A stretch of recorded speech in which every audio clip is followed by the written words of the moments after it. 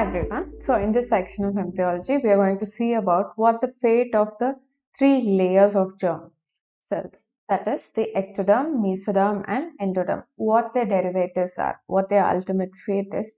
We're also going to see about how every tissue in the body can be classified into one among the four major types. Okay, so first let's see. Initially there was the epiblast and hypoblast.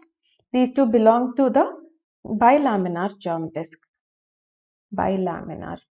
From there were certain processes like initiation of forming of the procaudal plate as well as the primitive streak, and then we saw about the notochord, followed by which we saw about the neural induction or neurulation. In this, amongst all this process, the bilaminar germ disk has turned out to become a germ disk with three layers, that is the trilaminar germ disk. Okay, trilaminar. This process was called as gastrulation. Gastrulation. Okay, now what are the three layers present? It is called as ectoderm, mesoderm and endoderm. Okay, now what was the fate of ectoderm that we saw? After the formation of neural tube, the rest of the ectoderm was called as the surface ectoderm. Okay, and at the junction where the neural fold was present, those cells were converted into neural crest cells. So the ectoderm can be of three types: surface ectoderm, neural crest cells and the neural tube, which is formed from neuroectoderm. Okay, they are the three segments. And then we also saw about how mesoderm is divided. Okay, apart from forming the notochord and the cardiogenic mesoderm that forms the heart, apart from these two, it is generally divided into three. Okay, close to the midline on either side of the axis, it was paraxial mesoderm, which will form something called as somites. Okay, the paraxial mesoderm will form somites. Okay, which in turn forms um, bones as well as muscles. Okay, the somite is divided into three segments. Okay, dermatome, sclerotome and myotome. Dermatome will form the skin region, dermis. The myotome will form the muscles and sclerotome will form the vertebral column. All of this is along on the other side of the axis. Okay, that is the fate of paraxial mesoderm. The intermediate mesoderm will give rise to genitourinary tract, and the lateral plate mesoderm in turn is divided into two. Okay, the one that is closer to the endoderm is called as planktopleuric layer, and the one that is closer to the ectoderm is called as the somatopleuric layer. These are the two components of lateral plate mesoderm. Okay, and then we also saw about the endoderm. Now I told you all the tissues in the body can be classified into one of these four. Okay, so what is the major classification? It is epithelial tissue, connective tissue, muscular and nervous tissue. All the cells, so group of cells together forms a tissue, and group of tissue together forms an organ, and so on. And the organ will form organ system, which eventually will form the entire human being. So any tissue in the body can be classified into these major four types. What are they? The epithelial tissue, connective tissue, muscular and nervous tissue. Now let's take a look at, these are all factual details that you will have to remember. Okay, so what are all the major derivatives of ectoderm? Okay, remember all the parts of the skin is derived from ectoderm. Okay, all the parts, all the regions of the skin, that too only one layer of the skin. Okay, the skin has two layers, dermis and epidermis. Epidermis is the superficial aspect. Okay, deep to that the dermis is present. So the epidermis part of skin throughout from head to foot, all the region is derived from the ectoderm. And there are also some derivatives that is derived from epidermis, that is involving the nails, gland, hair and all of that. All of these also will be derived from the ectoderm. So skin, epidermis of skin as well as its derivatives. Then we have the epithelial lining. Okay, remember majority of GIT is lined, epithelial lining is from the endoderm. Only on the two ends, the oral cavity and the anal end, only these two ends, the epithelial lining is by the ectoderm. And So oral cavity, anal. Okay. Apart from this, the nasal cavity lining is also from ectoderm. EAM is external acoustic meatus, the external canal that leads to the tympanic membrane, no, that one. And vagina as well as the urethra is also lined by epithelium, which is formed from the ectoderm.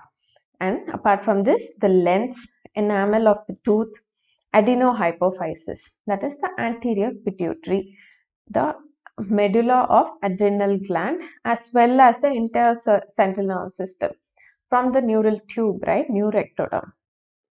Okay, all these are major derivatives that are formed from the ectoderm. And again, it's all factual details. You have to remember that major derivatives of ectoderm, mesoderm, as well as the endoderm. Now moving on to mesoderm, all the muscles, the three types of muscles, okay, the skeletal, cardiac, as well as smooth muscles are derived from the mesoderm. Bones and cartilages are derived from mesoderm. Connective tissue is formed from the mesoderm.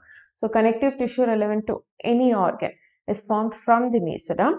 Heart and blood vessels as well as the lymphatic vessels. And apart from that, we have spleen, kidney and uterus.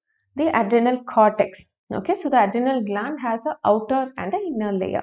Outer layer is cortex that is derived from the mesoderm, and the inner layer is the medulla that is derived from the ectoderm. And testis and ovary.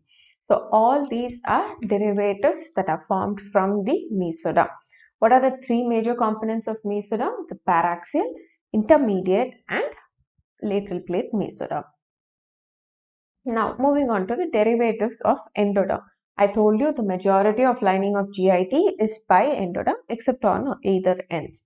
Okay, epithelial lining of GIT, the entire respiratory tract, okay, urinary tract, middle ear cavity and glands, digestive glands, liver, pancreas, all of these, GIT as well as the glands, all these are formed from the endoderm.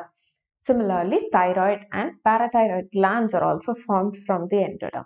Okay, so all these are all the some of the major derivatives that you can remember, okay, for ectoderm, mesoderm and endoderm. Now we'll move on to what happened to the four major tissues. Okay, epithelial lining, epithelial tissues, they are present as sheaths. Okay, they line the internal and external surface. Internal surface such as GIT, oral cavity, epithelium is present. Similarly, the skin, external lining, there also the epithelium is present. Connective tissue can be loose connective tissue or dense connective tissue, and very few specialized connective tissues are also present. That includes the blood, bone and cartilage. This is very important. Special connective tissue includes blood, bone and cartilage. And then we'll move on to the muscular tissue or the muscle tissue. There are three types of muscles: the smooth muscle, cardiac and skeletal muscle. And then comes the nervous tissue that is made up of neurons. So about all the tissues in detail, about the tissues of the body, we've already mentioned about it in histology. We've seen the different types of epithelium as well as the different types of glands. We also saw about the histology of cartilage and bone, as well as other connective tissue components such as the cells and fibers of connective tissue. We saw about how smooth muscle, cardiac and skeletal muscle will appear under a microscope. In addition, we also saw about the neurons in the histology. So we'll not discuss more about this here. You just have to remember that all the three germ layers eventually will end up forming the major tissues of the body that falls under the four category. Okay, with this, we are going to move on to what happened to the trophoblast. The trophoblast form the linings, right? The chorion and amnion. I also mentioned that it forms placenta. What is placenta? Placenta is the support organ, okay, from that acts as a connecting structure between the maternal and fetal plane. So, all the nourishments from the maternal aspect is delivered to the fetus through the placenta. Similarly, oxygen is delivered to the fetus through the placenta. So, if oxygen goes, carbon dioxide comes, no? That is also removed from the fetus to the maternal blood through the placenta only.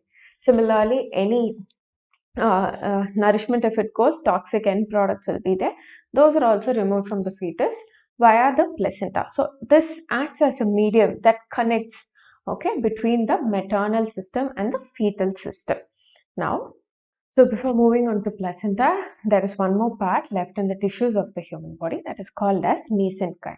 Okay, remember this mesenchyme includes loose tissue. Okay, that is capable of migration also. It consists of loose tissue. The major source of mesenchyme is mesoderm. Okay, except for very few percentage is contributed by the ectoderm. Okay, so majority of source for mesenchyme is by the mesoderm, very few part is by the ectoderm. They have the migratory capacities. It can move from one region to another to form a structure. Okay, some examples that are formed by mesoderm are chondroblast, which give rise to cartilage, osteoblast, which give rise to the bone cell, the osteocytes. Myoblasts will give rise to muscle cells. Similarly, lymphoblast and hematoblast will give rise to lymphocytes and other blood cells that are present in the blood. Okay, so this is about the mesenchyme. Now we'll move on to placenta. Okay, first we'll see the functions of the placenta. I already mentioned that it helps in gas exchange. That is, oxygen from the mother goes to the fetus and carbon dioxide from the fetus goes back to the mother. We know that the lung hasn't started functioning yet in the fetus.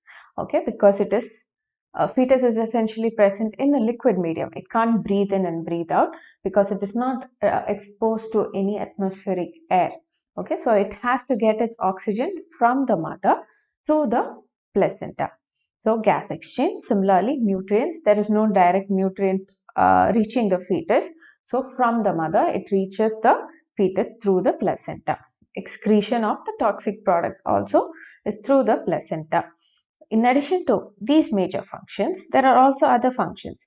Antibodies from the mother, the maternal antibodies such as IgG also will reach the fetus, and it acts as a barrier for teratogen. What are teratogens? They are the substances that consumed by the mother will affect the fetus. Okay, this acts as a barrier for such teratogens, and it also helps in hormone production, progesterone, and as well as storage of glycogen. Okay, so progesterone is produced in placenta, and it as well as it stores the glycogen. These are all the major functions of placenta.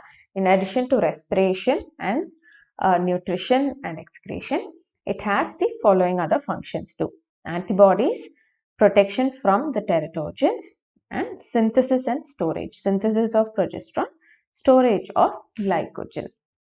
Now we have to know what placenta is. Okay, it consists of two components. I'm telling you, it will connect the mother and the fetus. So one of the component is from the mother and the other component is from the fetus. So in implantation, we might, if you may recall, we saw that on day 7, okay, on day 7, the fetus or the embryo will implant itself to the upper aspect of the posterior wall of the body of the uterus. Okay, so it is anchoring itself to the innermost layer of uterus. So the uterus consists of 3 layers. Okay, from inner to outer, it is called as endometrium, myometrium, and perimetrium. Okay, endo, myo, and perimetrium. So this embryo will anchor itself or attach itself to the innermost lining, that is called as the endometrium. Okay, the endometrium that helps in implantation is also called as, that site is also called as decidua. Okay, endometrium is the innermost layer of the uterus. Okay, where implantation is favored, it is also called as decidua. With this information, let's see what the two components of placenta are. I told you in placenta there is one maternal and one fetal component. So the maternal component is the decidua basalis. What is decidua basalis? The entire endometrium, okay, after implantation can be subdivided into 3 parts. the region where it attaches, no, where it anchors itself, that region is called as decidua basalis, that forms the base for implantation. The rest of the areas away from implantation site, that is called as decidua parietalis, parietal surrounding, decidua parietalis. Okay, let's assume in the palm region, if it is implanting, this region is decidua basalis, all this is decidua parietalis, and part of the endometrium also covers the embryo here. Okay, that is called as decidua capsularis. Okay, so we have decidua basalis, capsularis and parietalis. So among these three parts of the endometrium, the decidua basalis is the maternal component of placenta. Now, what is the fetal component? Okay, so I told you the trophoblast will form chorion, right? What are the components of chorion?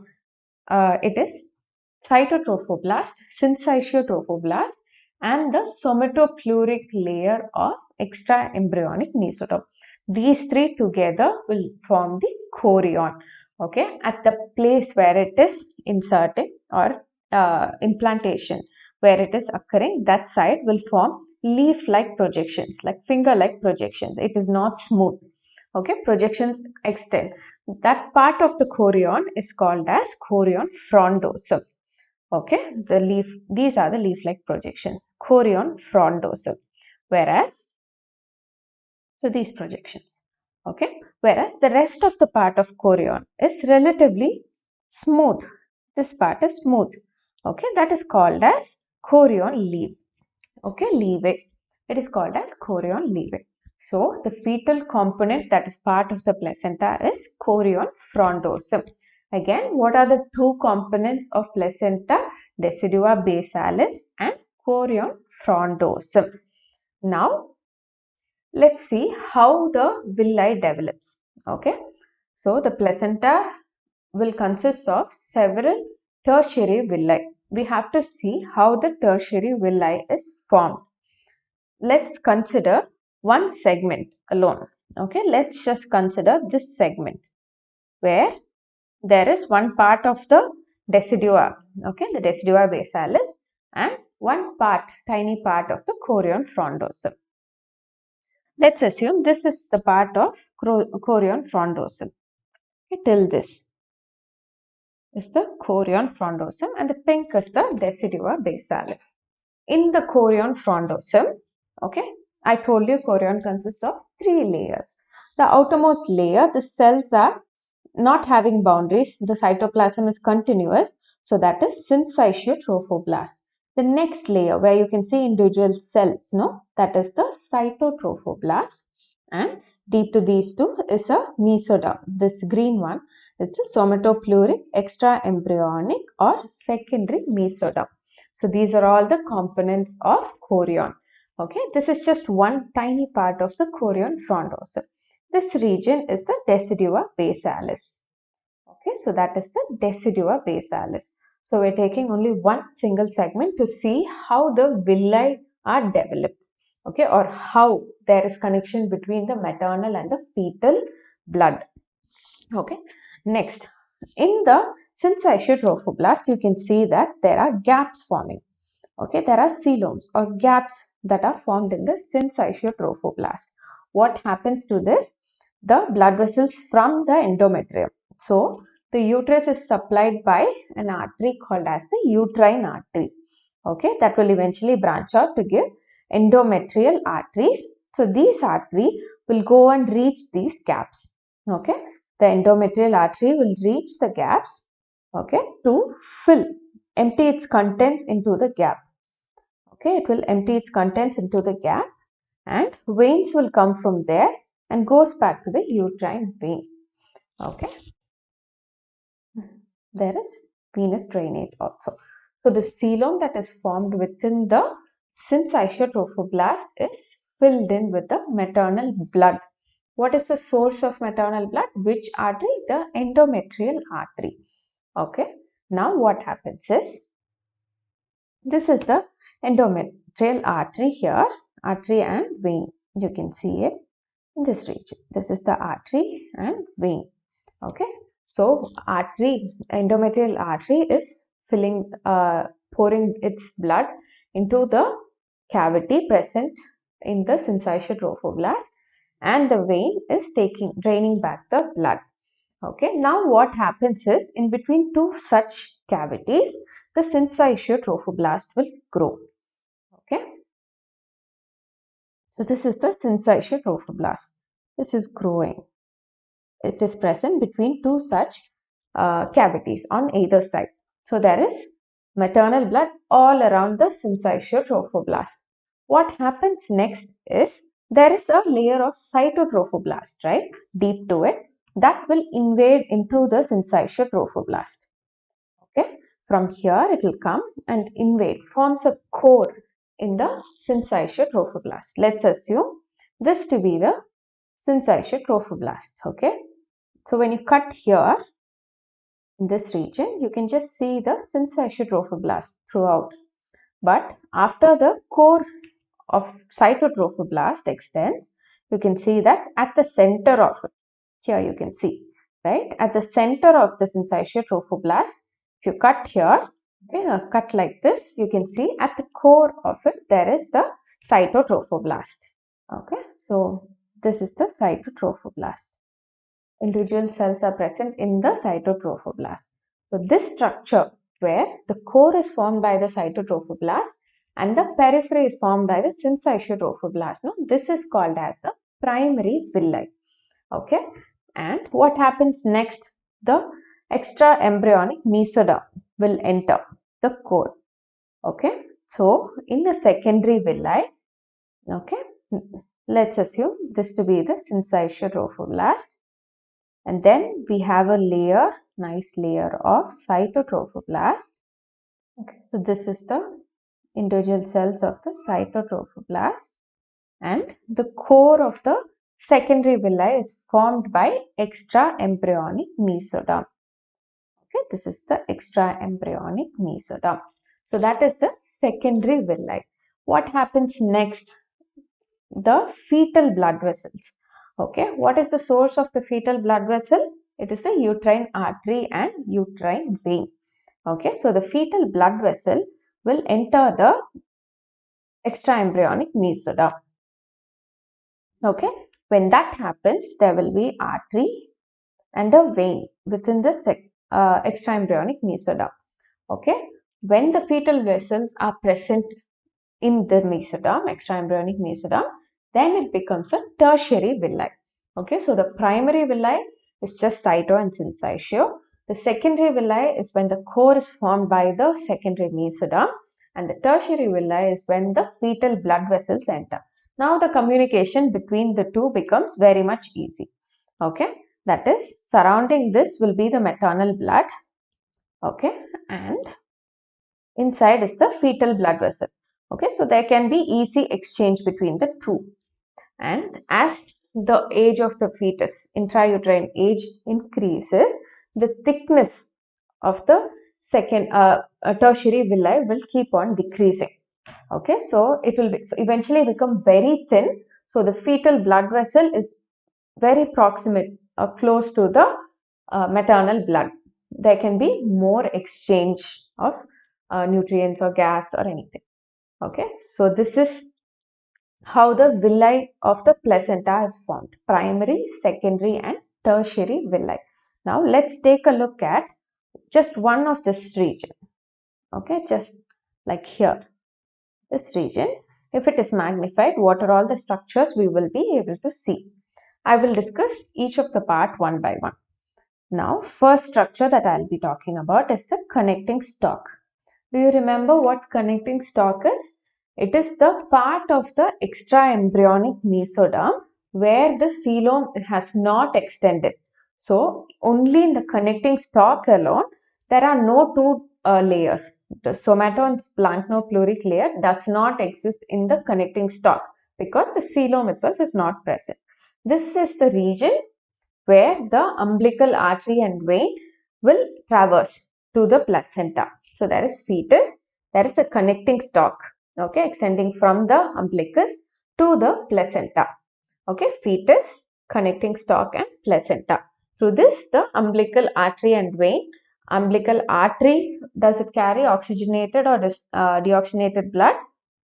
Umbilical artery will carry deoxygenated blood, and umbilical vein will carry relatively oxygenated blood. Okay, so that's how the fetus is getting all the nourishment and the gases. So this is the connecting stalk. We already discussed the umbilical artery. It is blue in color because it is deoxygenated blood, and umbilical vein is purple in color because it is a combination of oxygenated and deoxygenated blood. Then the next structure that you're seeing is chorion. Okay, so what are the three layers of chorion? The somatopleuric, extraembryonic mesoderm, cytotrophoblast, and syncytiotrophoblast. These are the three layers of the chorion. The next structure that you'll be seeing is amnion. So what are the components of amnion? The splanchnopleuric layer and amniogenic cells.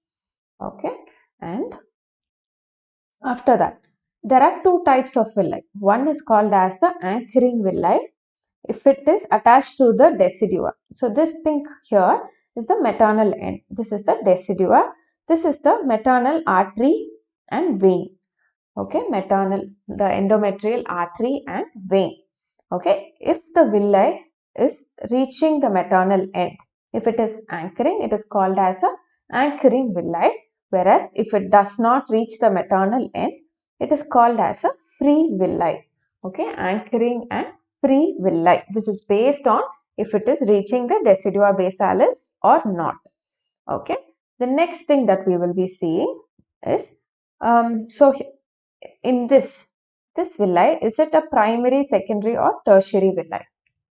We can see that it is having cyto, syncytio as well as extraembryonic mesoderm. So this is a secondary villi, whereas this villi here also has the fetal blood vessels in it. So that is a tertiary villi. Okay, so that is a tertiary villi. And this is the maternal blood in the intervillous space. I told you, no, there is gaps or cavity formed within syncytiotrophoblast. So this is the gap. It is called as intervillous space and it is filled with maternal blood. Okay, and there are also placental septa that extends from the decidua to the depth of the placenta. That's why the surface of the placenta, when you look at it crossly, is not smooth. It will consist of something called as cotyledons. Okay, that is due to the presence of placental septa. Okay, so these are all the major things that you have to remember with regards to placenta. So we've seen about the fate of the three layers of trilaminar germ disc. What are the major derivatives? We also saw about the four major types of tissues, and then we saw about the functions and components of placenta.